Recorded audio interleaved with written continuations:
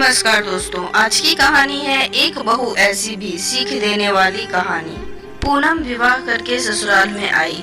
ससुराल में एक तो उसका पति था जो कि ज्यादातर काम के सिलसिले से शहर के बाहर रहता।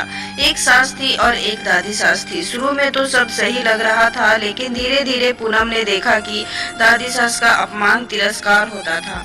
पूनम की सास दादी सास को हमेशा गालियां देती तो कभी ठोकर मार देती, सही से खाने को भी नहीं देती। यह सब देखकर पूनम को बड़ा बुरा लगता और दया भी आती। पूनम ने सोचा कि अगर मैं सास से कहूँ कि आप अपनी सास का तिरस्कार मत किया करो, वो कहेंगी कि कल की आई छोकरी आकर मुझे उपदेश दे रही है, गुरु बनती है। और उसने अपनी सास से कुछ नहीं कहा। पूनम ने एक उपाय सोचा। वह रोज काम धंधा करके दादी सास के पास जाकर बैठ जाती और उनके पैर दबाती। ऐसा रोज रोज होते देख सास से सहन न हुआ। एक दिन सास ने पूनम से पूछा, बहू तुम वहाँ क्यों बैठी हो?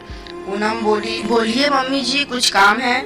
सास ने कहा, काम क्या बताऊं, तुम वहाँ क्यों बैठी हो?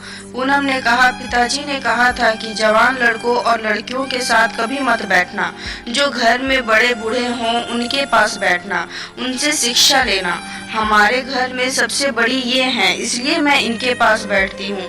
मेरे पिताजी ने ये भी कहा था, वहाँ हमारे घर की रिवाज नहीं चलेगी, वहाँ तो तुम्हारे ससुराल की रिवाज चलेगी। मुझे यहाँ की रिवाज सीखनी है, इसलिए मैं उनसे पूछती हूँ कि मेरी सास आपकी सेवा कैसे करती है। सास हकलाते हुए बोली, क्या कहा बुढ़िया ने? दादी जी ने कहा कि तेरी सास बस मुझे गालियाँ देना और ठोकरे मारना बंद कर दे तो वही मेरे लिए सेवा होगी। सास चिंतित स्वर में बोली कि क्या तू भी ऐसा ही करेगी? पूनम बोली, नहीं, ऐसा नहीं कहती हूँ, मेरे पिताजी ने कहा है कि ससुराल की रीत सीखना। सास डरने लग गई कि अपनी सास के साथ जो बर्ताव करूंगी वही मेरे साथ होने लग जाएगा। सबको भोजन देने के बाद जो बाकी बचा कुचा खाना होता वही दादी जी को दिया जाता था। पूनम हाथ में लेकर गौर से देखने लगी। सास ने पूछा, बहू क्या देख रही हो? मैं देख रही हूँ कि बड़ों को भोजन कैसे दिया जाता है, क्योंकि ऐसे भोजन देने की रीत मैंने नहीं देखी कभी। तो फिर आप ऐसा भोजन क्यों देती हो? पहले भोजन कौन दे? आप आज्ञा दो तो मैं दे दूं। ठीक है, तू ही दे दिया कर, अच्छी बात है। अब दादी जी को बढ़िया भोजन मिलने लगा। जैसे ही खाना बनता, सबसे पहले दादी जी को ताजी खिचड़ी, ताजा फुल्का, दाल, साग ले जाकर दादी जी को दे देती। दादी जी तो मन ही मन पूनम को आशीर्वाद देने लगी।